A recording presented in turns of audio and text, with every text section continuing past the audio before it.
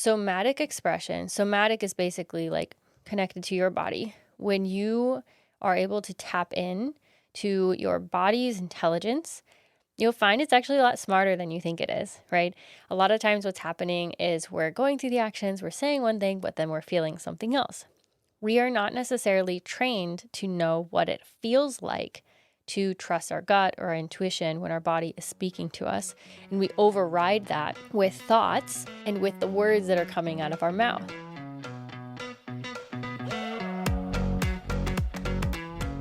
From Mezclada, this is the Transcendent Farmer Podcast, created to inspire and empower the next generation of land stewards with your host, Emily Reno.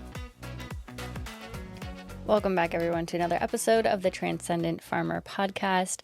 I am recording once again a bit unexpectedly from the basement of the Lawrence Public Library. The studio is so rad. I'm really excited to be here. Grateful to be back in the States, as much as it wasn't really planned as part of what I had going on, mapped out, if you will, for the rest of the year. And that brings me to the theme of today's conversation, because I think that a lot of us sometimes we can find ourselves in a position of transition and not necessarily know how to navigate that.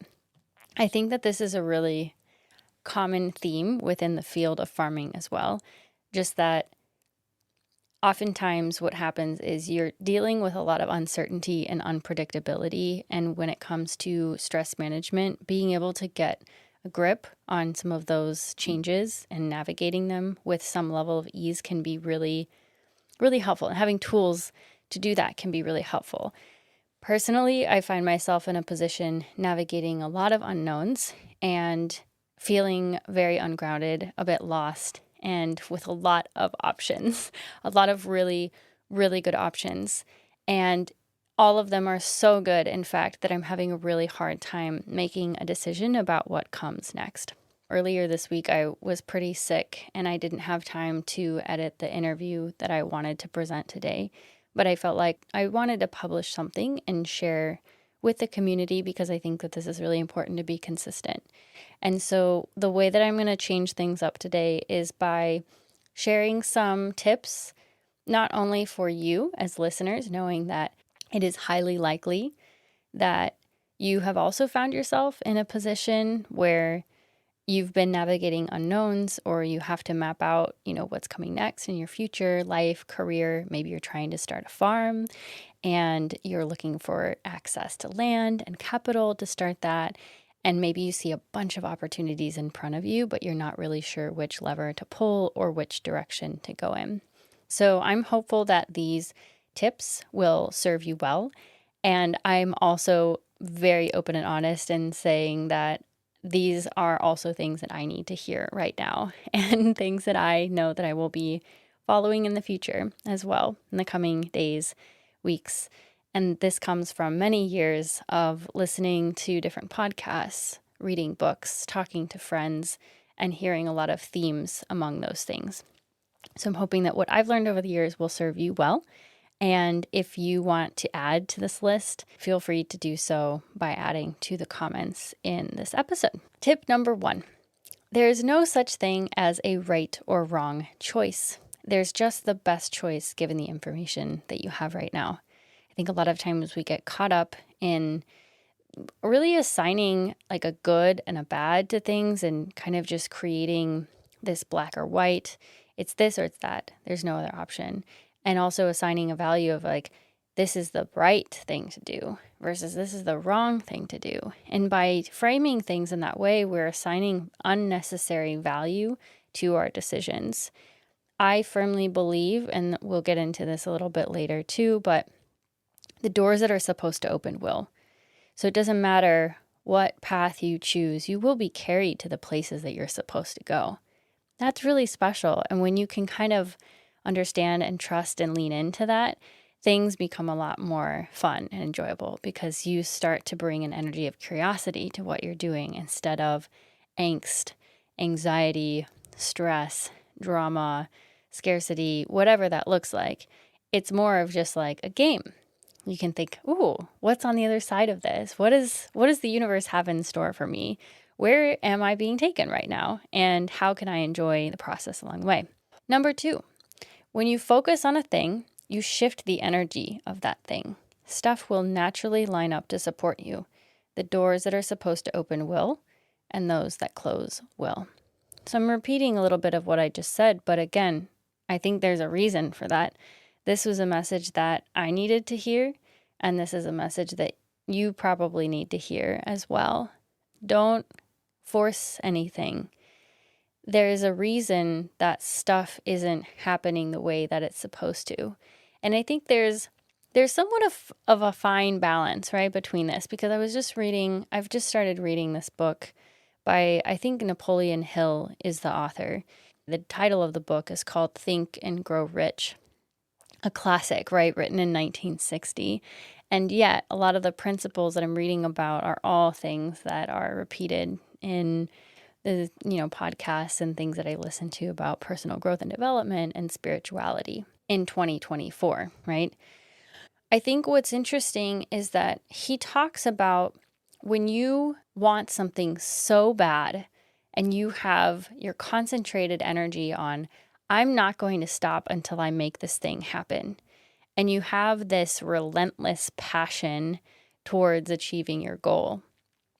That's a very different energy, because basically you're saying, I don't care what the hell happens. I'm going to figure this out and I'm going to make it happen. I know people like that, and there's nothing wrong with that. I think there's a lot of power in having your mind set on what you want to achieve. And I also believe that in a lot of the stuff that I've listened to and learned in this space of personal growth and spirituality, and just understanding that if you are connected to something that's bigger than you, if you're being guided by spirit, to be able to take the time to listen and pause and pay attention to the signs, the messages that you're hearing from conversations, movies, the radio, whatever that looks like for you, there's also value in that. And so it's sort of this balance of deciding what's the best thing that I can do in this moment with this information, not necessarily what is the right thing. This episode of the Transcendent Farmer Podcast is sponsored by Compeer Financial, a member-owned farm credit cooperative providing financial products and services to support agriculture and rural communities in Illinois, Minnesota, and Wisconsin. Compeer Financial is the third largest cooperative in the farm credit system. Based in the upper Midwest with $31.9 billion in total assets, they take a forward-thinking approach to provide innovative, customized financial solutions and expertise to meet the unique needs and dreams of those they serve. Contact Cy Tao, Senior Lending Specialist, at 612-597-4086 or by email at cy.tao, that's sai.thao, at compeer.com. Compeer Financial is an equal opportunity employer and provider and an equal credit opportunity lender. Number 3, don't be in such a rush to get to the finish line and enjoy the process. This is key. And I think this was especially emphasized to me through some people that I met in Mexico, actually. Just recently, I had the opportunity to talk to a friend of a person I was staying with in Mexico, and he really reminded me a lot of what I took away from my years of working at a retirement home, which is just that life is so short, and we don't realize how short it is until in the blink of an eye, you're 50 years old, you're 70 years old, and you look back and you ask yourself, what have I done with my life? Am I proud of this? Am I proud of the relationships that I built? Am I proud of the things that I learned along the way? Would other people be proud of this? I don't think that's necessarily as important so much as how you feel in your heart about how you spent your time in your life. I think one of the reasons why this theme in particular hits me a bit hard or hits home for me was losing my best friend 2 years ago. Because when you're 28, you're still mapping your life out. You're still projecting pretty far into the future and thinking about the life that you're going to create. And you don't really expect it to end like tomorrow. And so you make decisions in a certain way, thinking, okay, I have this many years to work on XYZ. And then when you realize that, oh, maybe I don't actually have that time. Like maybe this is my last week, on planet Earth in this body.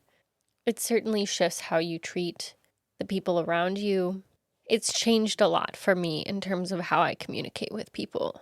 And I try to do a lot better of, telling people how I feel in the moment instead of waiting until it's too late, to try to express things that you never said. The point is, life is short and don't take it for granted. Number 4, anything that makes you feel like you're deviating from the path is actually part of the path.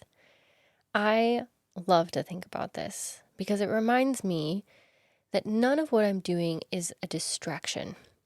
That it's all unfolding exactly as it's supposed to, and that everything that I'm doing right now is preparing me for what's to come. When I take that lens towards what I'm doing, my varied schedule, hobbies, everything that I do in a day suddenly doesn't seem so disparate, or separate from each other or siloed. And I can instead think about it as being synergistic and supportive of each other. And that ultimately, all of these experiences that I'm having, that I'm enjoying, will eventually allow me to serve other people in a meaningful way in the future, if not currently in the present moment. That's a really helpful reminder so that as you're exploring things, you can be less hard on yourself. What's really interesting is to recognize that most people are actually feeling the same way and that they actually have a lot of similar doubts and worries and concerns, insecurities about themselves and the path that they're on. And I feel like the more time that I spend with older people, especially in like their mid 50s, 60s, 70s, you can tell that they reach a point where they just stop caring. They stop caring about what other people think, and they start taking care of their own spirit in a different way. And I think that that's something that I've always admired. And as someone who is an old soul, I very much align with that, of the authenticity that they bring to the world. And I'm so grateful for that. I think that I'm the person I am today because of the time that I've spent with all of these old geezers, these older folks that have really filled up my cup in a lot of ways, intellectually, and I would say spiritually, emotionally. They've provided a huge support for me over the years, even if they didn't realize it. Number 5, follow your joy and passion. You'll attract the right people and energy to your tribe. This is a really fun one to think about too. I love this because it's sort of along the lines of vibration and just thinking about the energy that you attract based on the energy that you radiate. So when you're doing something that you love, or when you see someone else who's just really in their wheelhouse, like they're absolutely just killing it, people generally want to be around that too, right? They're like, I want what they have. I want to get closer to that. I found that to be my experience in my own work and in life, is that when I prioritize the things that I love, and I'm constantly surrounding myself by those things, I would say in the world of To Be Magnetic, they call this your authentic code. I will try to link a resource in the show notes that has more information about that. But it's essentially understanding what are some of your core values and the things that no matter what happens, if you're surrounded by these things, you'll know that you'll be happy and fulfilled on a core soul level, right? Not just in an artificial way. Number 6, clarity is everything. Once you're clear about what you want, it will be easier to say no to opportunities that come your way. This is a big one, being able to say yes and no, but clarity being the first part of that. I think that that's where a lot of people get stuck. They don't have clarity, and so then they get all wishy-washy about, well, is this the right thing to do, right? Again, is this the right thing to do? Is this the best thing to do?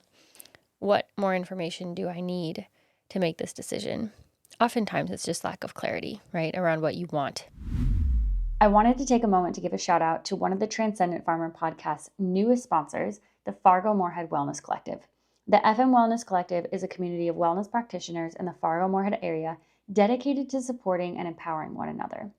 They serve as a reliable resource for the community to connect with wellness professionals, making wellness more accessible and strengthening the culture of well-being in the Fargo-Moorhead area. Learn more by visiting the links in the show notes or finding the collective on Facebook, Instagram, and LinkedIn. Okay, number 6, clarity is everything. Once you're clear about what you want, it will be easier to say no to opportunities that come your way. I can say that this has been one of the most helpful pieces of advice I've ever received. There's a couple things in here. One, according to my human design, I am a 3-5 generator. And what this means is, according to the makeup of my body when I was born, where I was born, that means that my personality type is such that when I feel a hell yes, I should follow it. When I feel a hell no, I should follow it. If you do not have clarity before you have to make that kind of a decision, it's going to be a lot harder. And by clarity, I mean having a deeper sense of what it is that you want, in whatever sense of what that looks like for you in the moment. So basically, when you're presented with opportunities, it's going to be so much easier to say no to things, because I think a lot of times, especially women, I've heard, we feel a desire or a need to say yes because we think it's what other people want, and we want to satisfy other people's desires before satisfying our own. Unfortunately, that can wreak havoc on our energy over time and in our spirit. My recommendation is to always fill up your cup first and take care of you. Moving on. Number 7, take aligned action toward the vision/goal, and don't be afraid of bridge jobs or opportunities to help you get closer to whatever it is you're going for. This is a concept that I've learned from To Be Magnetic. It's one of my favorites. The idea of a bridge job or opportunity is that, you have this pie in the sky idea of what you want to create for yourself. The dream job, the dream car, the dream partner, the dream house, down to the finest detail possible, right? You know what the tile looks like on the floor. You know how it feels when you're sitting in the bathtub and the light is coming in from the side window, what the air smells like in the morning, right? The things that you wake up to, and the sound of birds. Maybe it's the sound of your puppy, whatever that thing is, right? The important piece to recognize is that for most people, that doesn't just appear, right? It doesn't just happen in the blink of an eye.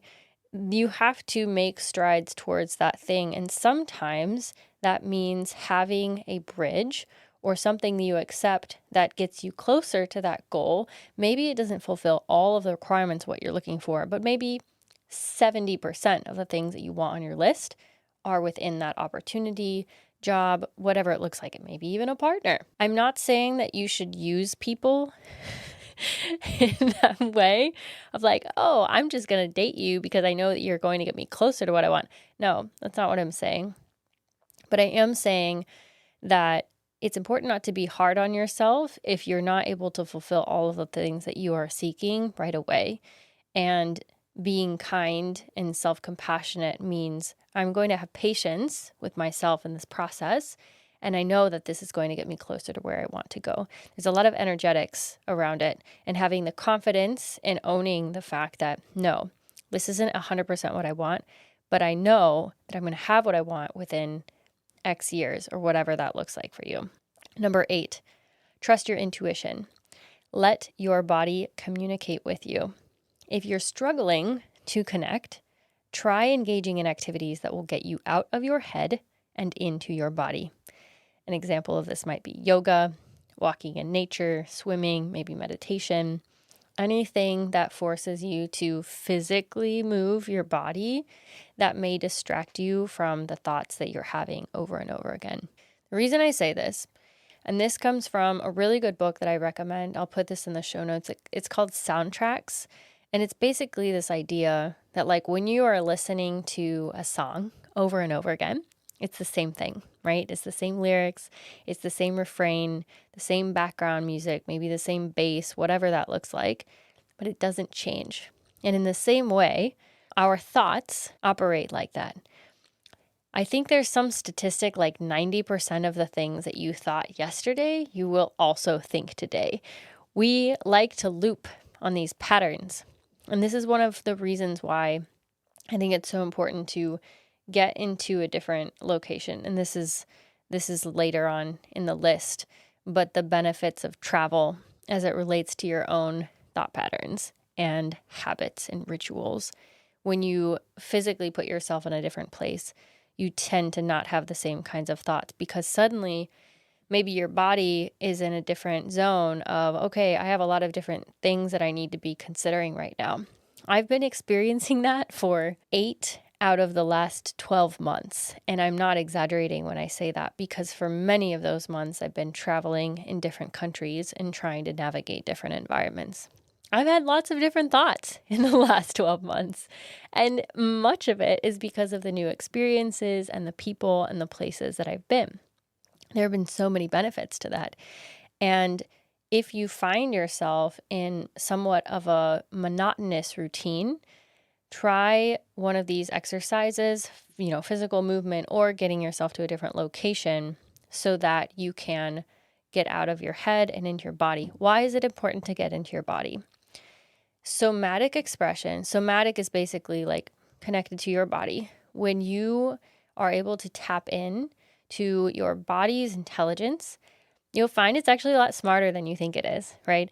A lot of times what's happening is we're going through the actions, we're saying one thing, but then we're feeling something else. We are not necessarily trained to know what it feels like to trust our gut or our intuition when our body is speaking to us. And we override that with thoughts and with the words that are coming out of our mouth.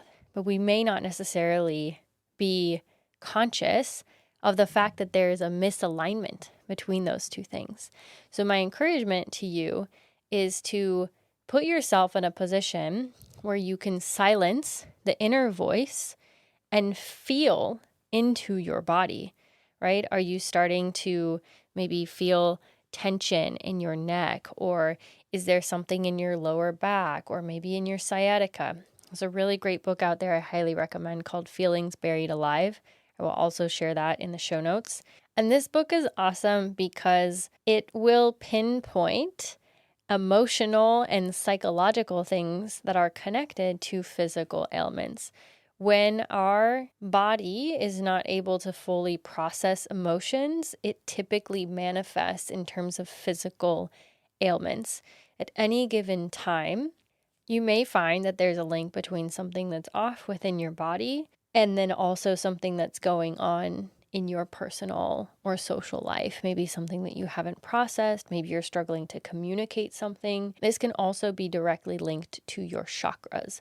So there's the ajna, right? There's I'm really struggling to think about what the neck is, right? There's the heart center, there's the spleen. These are also connected to the centers within human design. All of this stuff is connected. And basically, the idea behind movement, physical movement, is that you are moving energy within your body. And you're allowing that to flow in ways that maybe it hasn't before. And by doing so, the idea is that you will then have a result of clarity, maybe something new comes up for you. I've just found in my own practice, anytime that I'm swimming, for example, I gain clarity around what I need to. I'm also a water sign, so I know what my soul and my spirit needs to feel grounded and centered. And every time that I go swimming, for example, I feel like I come away with new ideas or, like I said, clarity around something that I'm confused about. Number 9, talk to a trusted friend who can reflect back to you what they see in your facial expressions when you talk about your options. This is one of my favorites. I'm so grateful that I have one friend in particular in my life who does this. Shout out Dawn. You're amazing. And she is incredible at this. I think this is a skill that can be learned by anyone, honestly. It's basically when you're having a meta conversation. So you're having a conversation, but you're also paying attention to what the other person looks like as they're saying what they're saying. So for example, I'm talking about something and it's an option of mine. The tone of my voice is maybe lower. Maybe my eyes are a little bit more closed. My eyebrows are staying in the same elevation. And then when I start talking about another thing, suddenly I'm leaning forward. My eyes are wider. Maybe my pupils are dilated. Maybe there's a different level of energy and excitement. Maybe I'm talking faster about that option. Those are the kinds of subtle things that you want someone else to be able to tease out and reflect back to you. So you're going to have a conversation with this person. You're going to say, okay, these are the things that I'm considering. And then the other person is going to say back to you, okay, when you were talking about this, this is how you felt. Or this is how I felt, right? This is what I saw. And when you started talking about this other option, this is what I saw. And this is what I felt in my own body. Because sometimes that can happen too. If you have a good enough relationship with the other person and they know you really well, maybe they get like a knot in their stomach or they feel a tightness in their body coming from what you're saying. This can be an extremely helpful practice when you don't necessarily have the consciousness or are really struggling to tap into your own body's wisdom. Number 10, pull a tarot or oracle card.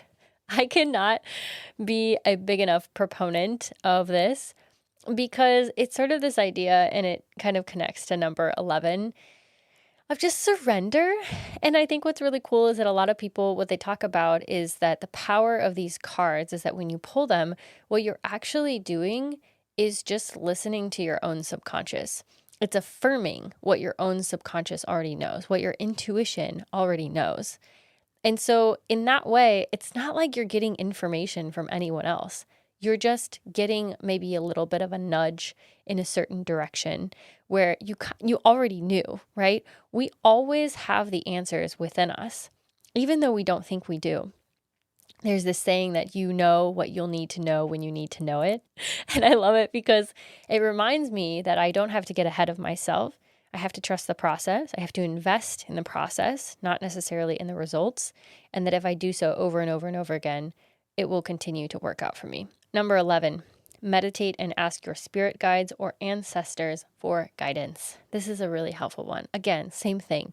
You already have the answers, but maybe you're looking for a little bit of a nudge in a certain direction. And this comes back to quieting the mind and tapping into your body, feeling and listening, because you may be surprised. And there's some really great videos out there. I'm a huge fan of, I don't know if I'm going to pronounce this right, but I think it's called Chantress Seba. And she has some amazing YouTube videos. I'll link her channel in the show notes. It's probably been the best music for me to connect with my ancestors and my spirit guides as I'm meditating. And it has helped me time and time again when I've just needed to come back to my body, remind myself that I'm whole, that I am complete, that I don't need to depend on other people to feel validated. It's just really good. And sometimes those messages will come through just naturally.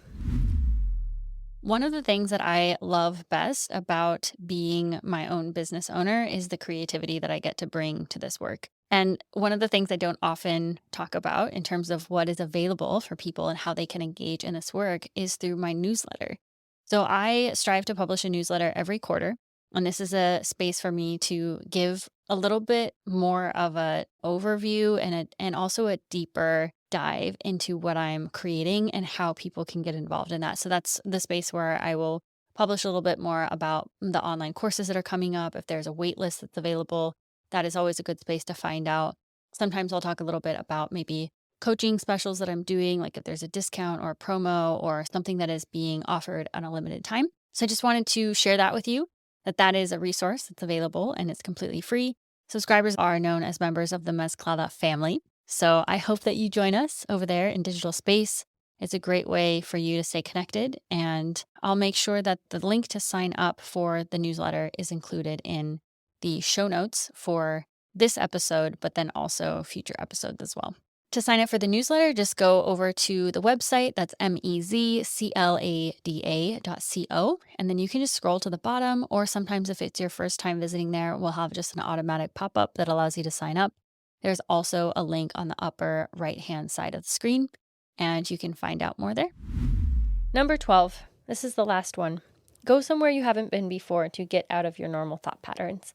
I mentioned this one before, but I just wanted to make sure that I read it off again.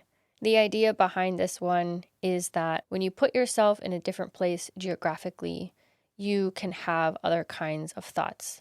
One of the benefits that I have felt from being here in Lawrence, and part of the reason that I decided to come back, was actually to be in a familiar space, because I was reaching a point of decision fatigue around travel and just being in so many different places all the time, having to figure out where I was going to stay, really thinking about the finances, the entire time of, okay, how does this compare against other expenses that I have? How much is coming in? Do I have enough contract work?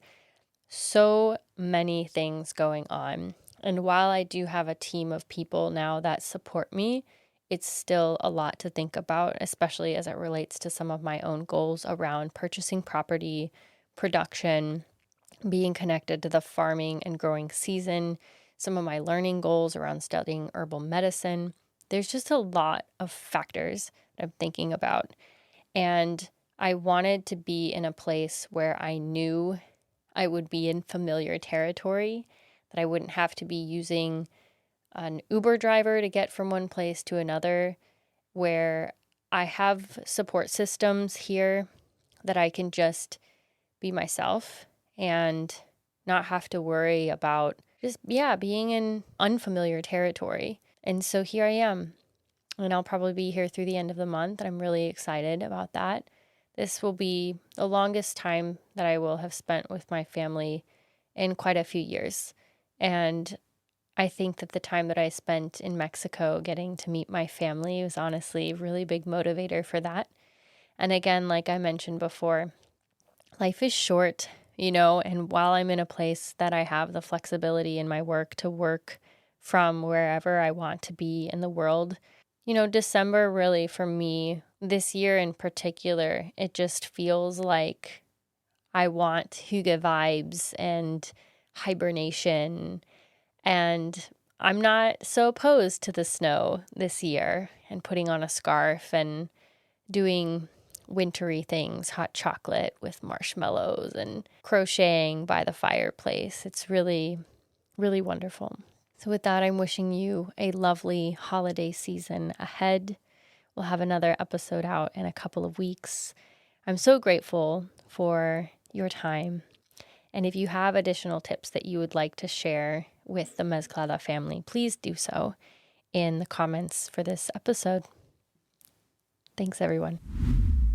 This episode of the Transcendent Farmer Podcast is sponsored by Massage Alchemy Botanicals and Turkey Road Farm Products based in Castleton, North Dakota, and owned by Shannon Radcliffe Beach. Shannon is an organic farmer, herbalist, massage therapist, and earth mother. Her mission is to promote health and wellness by connecting people with the healing power of plants. To achieve this, Shannon crafts herbal remedies and products made from the herbs and berries she grows on her farm, as well as hosting events and classes that teach practical herbal knowledge and how to live more harmoniously with the cycles of nature. Find out more about their products and services by visiting their website or following them on Facebook, LinkedIn, Instagram, and YouTube.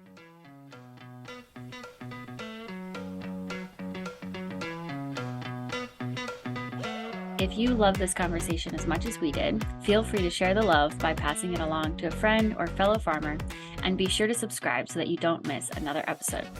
Until next time, friends.